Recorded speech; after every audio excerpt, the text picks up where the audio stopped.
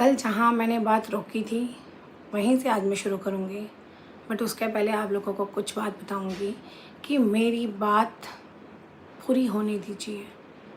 उसके बाद आप अपना कोई भी डिसीज़न हो उसके बाद लीजिए, नहीं तो आज फिर मेरी बात अधूरी रह जाएगी। और अगर कोई क्रिएटर को प्रॉब्लम है, जिनके बारे में मैं ये बात बता रही हूँ, उनको अगर कोई भी प्रॉब्लम है मेरी बात से, तो कृपया आप इस व्लॉग में नीचे कमेंट कर दीजिए, मैं वहीं रुक जाऊँगी। एक बात मैं क्रिएटर को भी और मेरे व्यूवर्स को भी, मैं यहाँ पे जितनी भी बात बोल रही हूँ 1 इंच मात्र झूठ नहीं है उसमें। यह मैं इतनी बड़ी पब्लिक के सामने डंके की चोट बोल रही हूँ। मैं झूठ नहीं बोल सकती, शायद इसीलिए मैं पहले भी चुप हो गई थी। जब मैं मेरी लड़ाई में चुप हो सकती हूँ तो यार अभी तो कोई ज़रूरी भी नहीं है। अगर आप लोगों को नहीं समझ आएगा, मेरा ये वीडियो आज लास्ट होगा। और ये सारा मैं मेरे व्यूवर पर भी छोड़ती हूँ कि अगर आप चाहते हो कि आपकी दीदी बोले, मेरे अंदर भी बहुत कुछ है, मुझे भी बहुत कुछ बोलना है आप तक। अगर आप लोग चाहते हो कि मैं मेरी बात बोलूँ, मैं आप लोगों से कोई भी बात झूठ नहीं बोलूँगी। सरिता चुप रहना मंजूर करेगी, सरिता अपने कदम पीछे रखना मंजूर करेगी। झूठ बोलना कभी नहीं, ना मेरे पेरेंट्स ने मुझे सिखाया। तो आप लोगों से दिल से रिक्वेस्ट है, चाहे कोई भी हो, व्यूवर हो, क्रिएटर हो, जो आपका डिसीज़न होगा वो मैं मान जाऊँगी। और हाँ, मेरी बात कंप्लीट होने दीजिए, उसके बाद ही कोई निर्णय पे आइए। कि मेरी बात ही मैं नहीं बोल पाऊँगी तो वही फिर बात हो जाएगी कि यार पिछली बार के जैसे फिर मैं चुप हो जाऊँगी। और अब अगर चुप हो गई ना, तो फिर शायद जो मेरे अंदर बातें हैं वो आजीवन बंद ही रह जाएंगी। क्योंकि मैंने मेरे लाइफ में भी कितनी बार ये बात बोली है कि सरिता मतलब गहराई है। गहराई मतलब बहुत कुछ है मेरे अंदर। तो मैं जितनी भी बात बोलूँगी सारी सच बोलूँगी। तो जहाँ पे मैंने कल वीडियो एंड किया था वहीं से शुरू करती हूँ कि जब मैं नींद लेके उठी और मैंने देखा कि तीनों लोग, मनीषा, सचिन और नेहा, तीनों लोग एक साथ एक ही थाली पे खाना खा रहे थे। ये देख के मुझे बहुत अजीब लगा, थोड़ी मैं शॉक्ड भी हुई। फिर मैंने उस टाइम कुछ नहीं बोला। मनीषा ने मुझे पूछा कि दीदी आप खाना खा लो। मैंने बोला नहीं, मुझे भूख नहीं है, और मैं वापस जाके सो गई। सोई तो क्या, दिमाग में तो बहुत कुछ चल रहा था, फिर भी सो गई कि भाई मुझे सोना है, ठीक है। सो के उठी, करीबन 10 साढ़े 10 बजे की बात है। 10 साढ़े 10 बजे मैं मेरे बाहर हॉल में आई।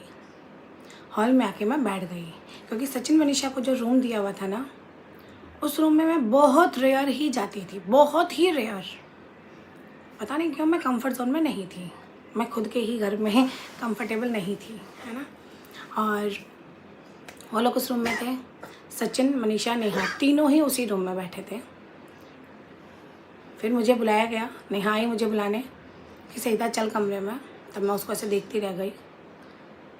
तो नेहा को समझ आ रहा था कि मेरे दिमाग में क्या चल रहा है, तो उसने मुझे बोला कि सईदा मुझे तुझे कुछ बताना है। तो मैंने बोला बता, जो भी बताना है बता, मैं सुनूंगी तो सही। फिर नेहा मुझे मेरे कमरे में लेके गई।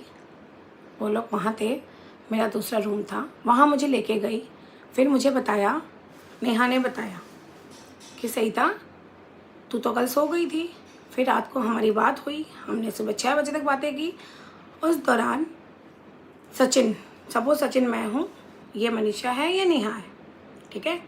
भले एक तरफ मनीषा का हाथ लिया और एक तरफ सचिन ने मेरा हाथ लिया। और यहाँ पे मनीषा को ये पूछा कि नेहा के सामने सचिन ने मनीषा को पूछा। अब नेहा ने सचिन को क्या बोला, या सचिन ने मनीषा को क्या बोला, या मनीषा ने नेहा को क्या बोला, मुझे नहीं पता, मुझे नहीं पता, ठीक है। क्योंकि मैं सो गई थी और फिर मैंने मेरे कदम भी देखो पीछे खींच लिए। मुझे नहीं समझ में आ रहा था कुछ भी कि पता नहीं क्या हो रहा है। तो मुझे जो मतलब सब उसी की बात सुनो आप।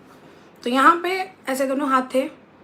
नेहा मुझे बोली कि सईदा कल सचिन ने रात को मेरा हाथ भी लिया और उसका हाथ भी लिया, लेके मनीषा को ऐसे पूछा कि मनीषा तू जैसे बोलेगी वैसे करूँगा, अगर तुझे नहीं पसंद है नेहा दीदी तो यह है मेरा हाथ, उसके ऊपर हाथ में हाथ है और मैं छोड़ दूँगा उसका हाथ, मैं छोड़ दूँगा उसका हाथ। तो मनीषा बोली नहीं ऐसी कोई बात नहीं है, कुछ नहीं है, आप भले ही बात करो, जो भी बोली मनीषा ने कुछ बोला, क्योंकि मैं थी नहीं तो मैं वर्ड टू वर्ड्स आपको नहीं बता सकती।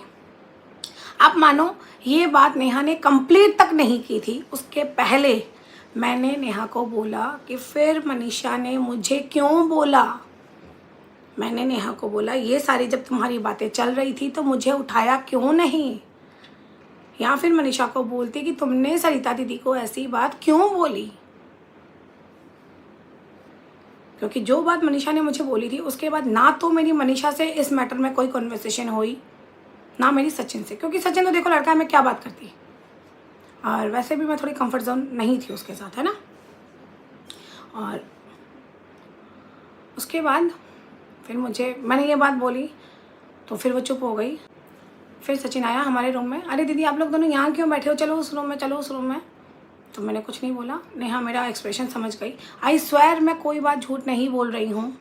ये सचिन, मनीषा, नेहा तीनों अपनी ईमान, अपना भगवान सामने रख के बोलना कि कोई भी बात सरिता ने झूठ बोली है क्या।